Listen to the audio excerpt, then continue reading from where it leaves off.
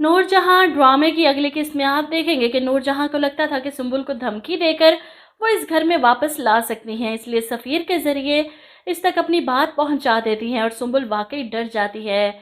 इसे समझ नहीं आ रही कि वो क्या बात करे, क्या फ़ैसला करे। इसलिए वो नूर बानो को बुलाती है मिलने के लिए कि सफ़ीर का फ़ोन आया था, इसने मुझे धमकी दी है, अगर आज शाम तक घर वापस नहीं आई तो वो मुझे तलाक दे देगा। फ़ैसला करने के लिए आज शाम तक का ही टाइम दिया है, क्या करूँ मैं अब? नूरजहां मुझे उस घर में वापस लाने के लिए ये भी कर गुजरेंगी। ऐसे में नूर बानो समझाने की कोशिश करती है, ऐसी कौन सी सुहागनों वाली जिंदगी गुजार रही थी आप वहां पर, एक बेवा की तरह ही तो रह रही थी ना। तो ठीक है, जो चाहते हैं करने दें इन्हें।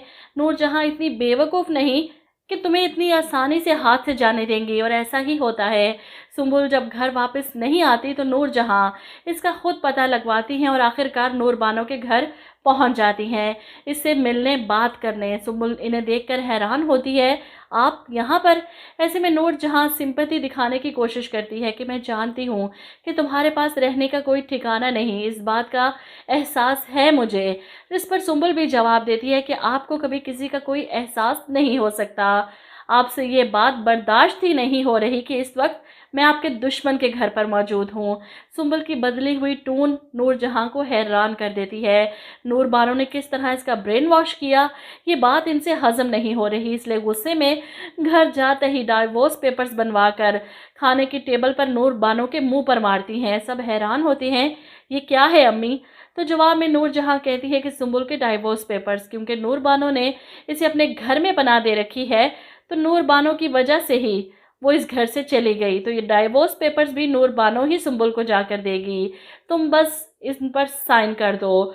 वो सफ़ीर को हुक्म सुना देती हैं। वहीं दूसरी तरफ हुनैद अपनी माँ से कहता है कि नूर बानो बहुत ही चालाकी से खेल रही है। नूर बानो की सारी ज़मीनें मुराद के हवाले कर दी उसने, बहुत ही चालाक है ताकि मुराद को अपने काबू में कर सके। नूरजहां को इससे फ़र्क नहीं पड़ता, बल्कि वो तो खुश हो जाती हैं कि दे दे वो अपनी सारी जागीर जायदाद अपने शोहर को कंट्रोल करने दे।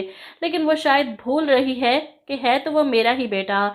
इन्हें उम्मीद थी कि मुराद के हाथ में सब कुछ आ गया तो वो जब चाहें इससे सब कुछ हथिया सकती हैं, नूर बानो को दूध में से मक्खी की तरह निकाल कर बाहर कर देंगी।